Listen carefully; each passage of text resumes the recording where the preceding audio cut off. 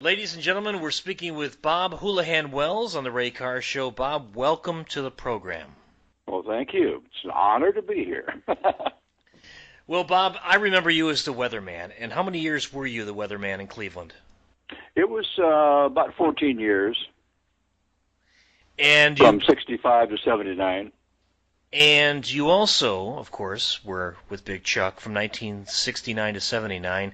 You know, those years that you were with Big Chuck were some of the most glorious years in the history of Cleveland television, I must say.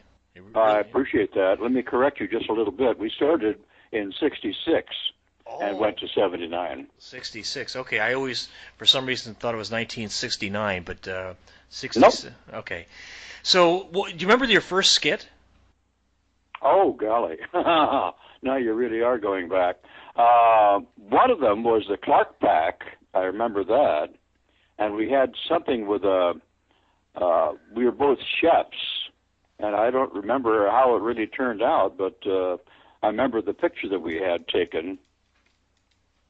I think I had flour in my nose, and I forgot what Chuck was looking like, but I remember that one.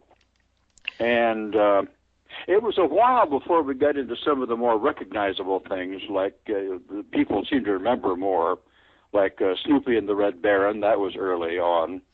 Yeah. And just for your information and your audience, one of the things we tried to do was to film in recognizable locations.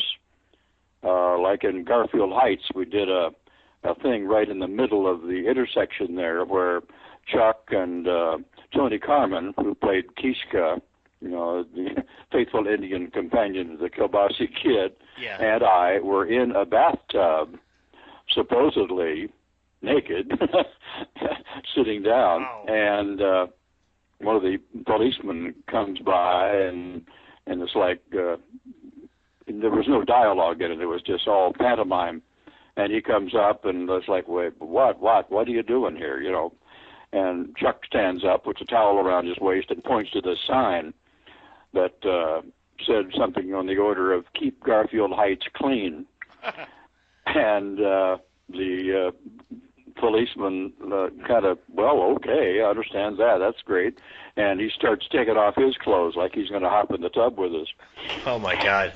That's one of the things we're proudest of, that we had a great relationship with the people in authority, like police and firemen and all that. And they helped us a lot of times where normally we wouldn't have been able to do something, but they helped us by holding off traffic or whatever. And we always respected them, and we got it back in respect from them. So we were kind of happy about that. Bob, a lot of times Chuck used to collect police patches from all these different municipalities. Yeah, I remember that. I'd forgotten about it, but yeah, thanks for reminding me. Yes, exactly. And again, a sign of respect. I tell you, there was one time there was. There's kind of an unwritten code in showbiz that you never apologize for anything you do, which sounds kind of weird, but, that's the way it goes. And you can say all you want about bad press being, even bad press is good press because, you're getting your name out or whatever. And people have short memories. But the thing is that there was one time on the air that we apologized, and that was because early on in the show, we were trying to do some of the things that Ernie Anderson, Gallardi, had done, and that was to take firecrackers and blow up things, just for the fun of it. Yeah. And we were on a break, and coming out of the movie, going into the break, and if you might recall, the way we did it was we had the movie, we had the music, that where people could hear it, and that was mostly because a lot of people didn't even want to watch the movie. They just wanted to, eat pizza or whatever they wanted to do. And when they heard the music, they turned the sound up, and then went through our routines. And then after that was over, they would go back to whatever they were doing and not watch the movie. But in this case, as the time came for the break, we were waiting for a cue from the director. And what I did was I reached into a box of plastic cars and picked one up and laid it down so the camera could get a close-up on it. and then put the firecracker around. You know, I didn't look at the other side. I just put the firecracker under the wheels on the other side facing the camera. And I was waiting for the cue to, to light it. And the cue came that it was like 10 seconds, and I knew it took about 15 seconds for the firecracker to go off. So I went ahead and lit it, and it was like 5, 4, 3, 2, 1, and there was the full size shot of the car that I had put down with a firecracker under it, and on the other side of the car it said police. Oh my and I'm God. going, oh my God, we can't do that. Oh, good Lord, because it wasn't on my side. I didn't see it. It was on the other side where I couldn't see it. And I reached for it, and then, oh my God, good! It's going to go off any second, and it did. Kapow! And disappeared off the screen. It's right out of sight. And it was like, oh no, we did not mean to do that, and all, and apologized all over the place, and we still got calls and nasty letters and all that, and That was the only time you ever got nasty letters, huh? Yeah, exactly. So, some people just didn't. They chose not to accept our apology, but that's what are you going to do? All you can do is apologize, because and again, the police knew where we stood, and we loved and appreciated them for all they do. Anyway. No, I was going to ask you about one of my favorite skits that you did, and I always thought it was one of the most difficult, was Guitar Zan. Oh, yeah. Well, there are a couple of things with that one. It was interesting to try to memorize those lyrics and get them down. So, of course, we were lip-syncing to Ray Stevens' music. And what most people don't realize that Ron Swede, who helped us a great deal before he went off and started doing the Ghoul, was in that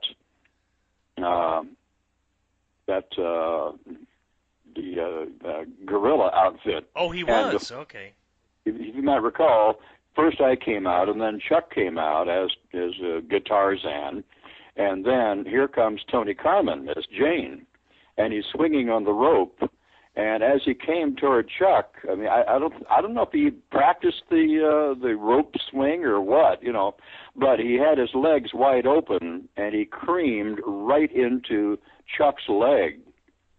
And you could hear it in the studio, but we had the sound off because we're lip syncing. We didn't use, the microphone in there.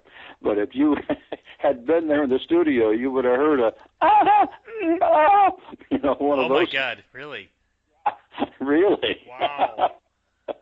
Very uncomfortable for Mr. Carmen, but give him credit. He went right on through, and that's the take we used in the final thing. As a matter of fact, the whole thing was done in one take.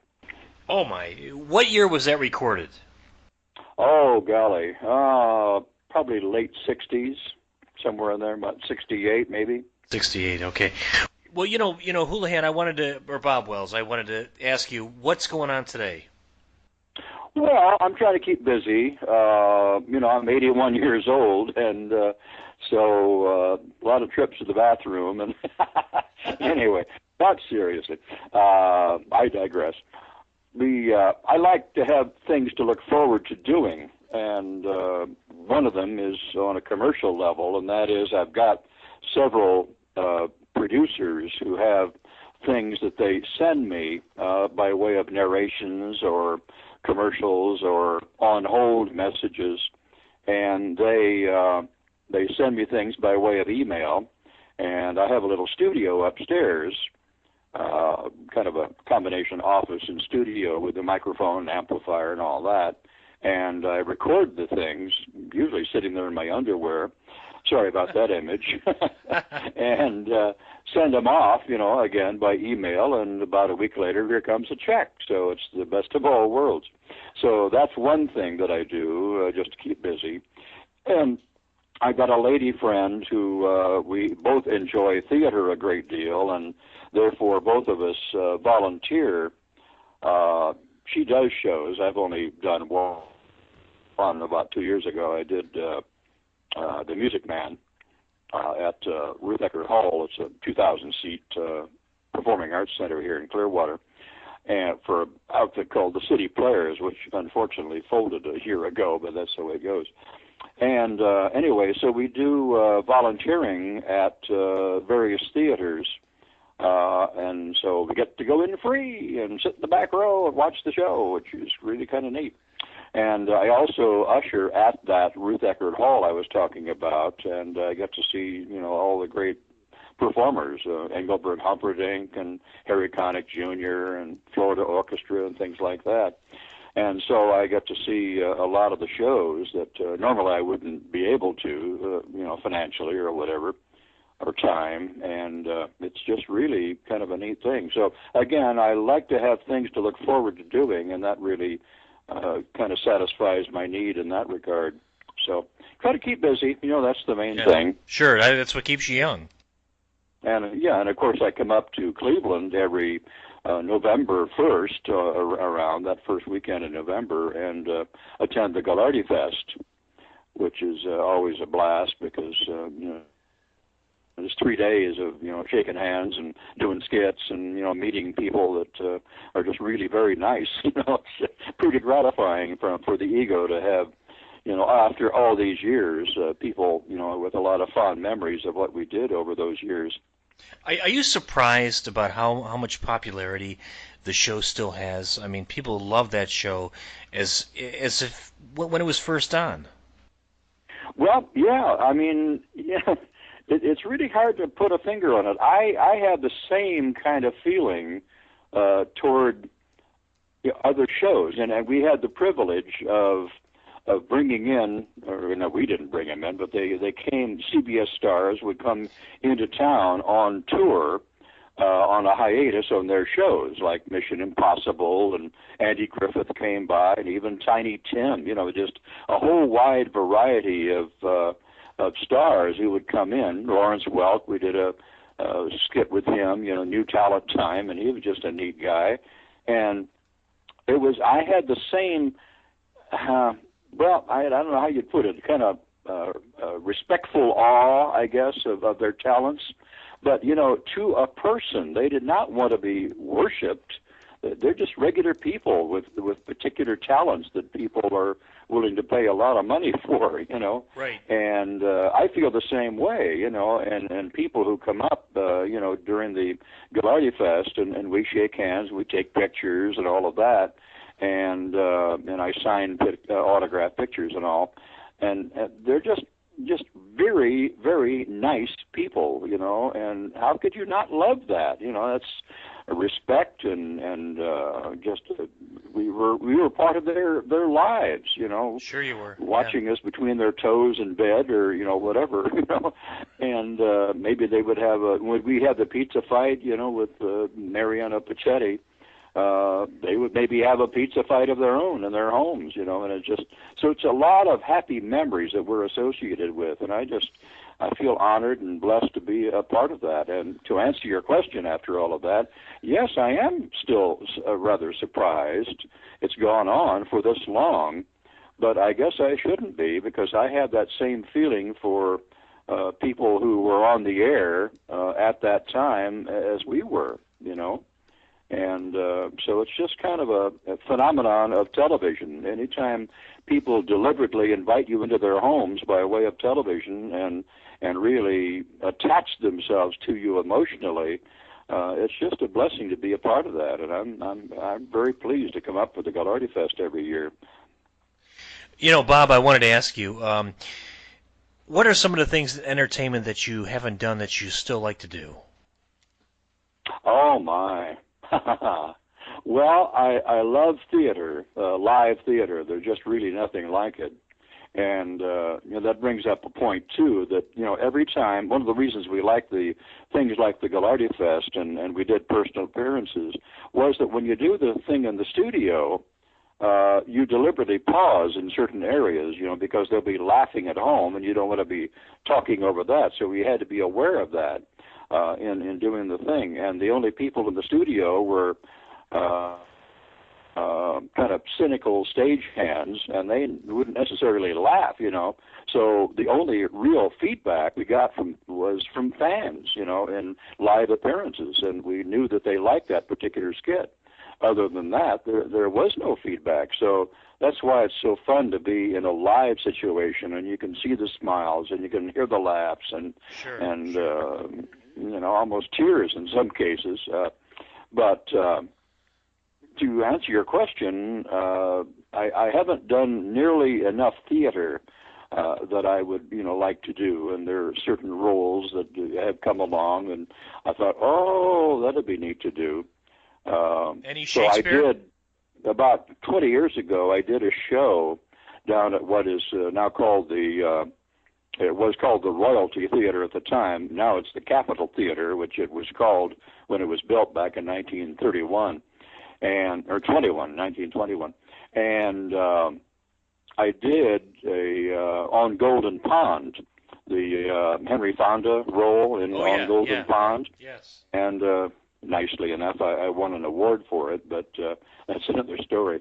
But, it's I finally realized back in, the year 2000 that I didn't really want to put a whole lot of time into something without getting, some compensation for it. It's the old professional actor versus amateur actor kind of routine. And, of course, everything I'd done until then, and my wife, Barbara, who was an excellent actress, and we did a lot of shows together. So in the year 2000, we got a call from a friend who was the artistic director at a professional theater north of here in Hudson, Florida. And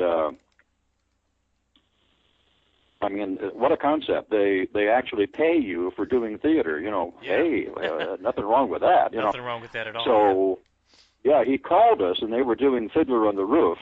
And he knew us from other events, and so he called us directly. We didn't even have to audition, and asked me if I wouldn't play the part of the constable, and Barbara to be Fruma Sarah, the dead lady who comes back and haunts Tevye and Golda, and turns out that Barbara wasn't heavy, but she was tall. She was like 5'10", and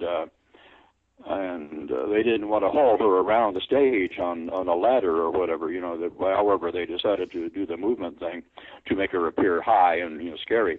And so they gave her the part of the grandma. But anyway, bottom line, we did about 10 shows over the years, and so it was like the best of both worlds. We got the kick of doing really neat shows, because the things we were in were all the popular musicals like Oliver, and I had the privilege of doing Colonel Pickering in My Fair Lady. That was my favorite role up there. Great. Yeah, it's a great role. Oh, yeah, it was a lot of fun, singing and dancing and comedic things, and just really enjoyed the heck out of that. But as I say, I did like 10 shows up there, and then unfortunately the artistic director all those years decided to start doing shows in downtown St. Petersburg. Well, he had an apartment up there, or bought a house, or rented a house or whatever, and it was an hour and a half drive one way from Hudson, Florida, down to southern St. Petersburg, and where he was doing the other shows. And he decided, well, I don't really want to do that anymore. It's like a 3-hour drive each night, And so he quit up there, and he works down with a couple of professional theaters in St. Petersburg now. And that took away my contact at the Show Palace Dinner Theater, and I haven't done any shows there for several years now as a result of that, which I really miss. There are several other theaters that I've auditioned for here in town, and unfortunately they haven't called after I auditioned. So what are you going to do? You can only do so much, and put your name out there. Bob, I wanted to But I'd say, love to do some more of that. yeah, it sounds like a great time, and you're a very good actor, and I really appreciate you sharing that with us, and our audience here in Cleveland, Ohio, on WCSB appreciates that. Bob, I wanted to ask you if you could do a promo for the Ray Carr Show before we go. Sure. What do you need? Just say this is Bob Wells Hoolihan, and you are listening to the Ray Carr Show on WCSB Cleveland. Okay.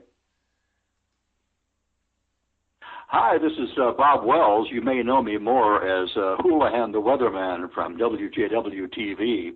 And I tell you, anytime we come up to Cleveland, I always tune into WCSB and Ray Carr. A lot of fun, a lot of great stuff on there, and I really enjoy it. Maybe you will too. Take a listen. Thank you, and I hope I'll let you know when the show will air, so you can listen to it live on the internet. Oh, really? It's a streaming thing, huh? Yeah, well, I mean it's live in Cleveland, but it's also on the internet. Sure, I understand. That's pretty cool. We're living in interesting times these days. Oh, I mean it's fantastic where we can reach so many more people via the internet. So it's great worldwide. Really? You get emails and stuff from around the world? Well, I know we have listeners in Germany and Canada that listen on a regular basis, so we do. Isn't that wild? My gosh, who would have guessed? Yeah. Oh, that's amazing. It really is, and it's fantastic. I mean, because I play a lot of oldies on my show, 50s and 60s stuff, and I have a lot of listeners that really look forward to that, and this interview will fit perfectly within those parameters, and I really appreciate your time and efforts. Absolutely. You might appreciate a final story here. The little John Rinaldi, was over in Germany. He was taking a tour of Central Europe, and I think he was in Munich, and he ran across this guy. I guess he was in a bar or someplace, whatever, and the fella told him by way of conversation, he spoke excellent English because he comes over to this area, and specifically into Cleveland because he had relatives there in Cleveland. And they get to talking about, and John says, well, I live in Cleveland, or a suburb of Cleveland, Ohio. And the guy says, do you know anything about Parma, Ohio? And John says, yeah, we go out there all the time. And the guy reaches down, lifts up his pants leg and says, oh, let me see your socks. The white socks, yeah. White socks bit, yeah. Yes, great stuff. Halfway around the world, and he's getting recognition by this German fellow. It's just incredible. That is incredible. That's great. It's a great story, Bob. Thank you so much for sharing that with us. Absolutely. Well, listen, you have a great day, sir, and I wish you the best, and stay in touch. Well, thank you, Ray. I appreciate it. Take care. We'll do it again sometime, maybe. I hope so. Thank you. Bye-bye. Bye-bye now.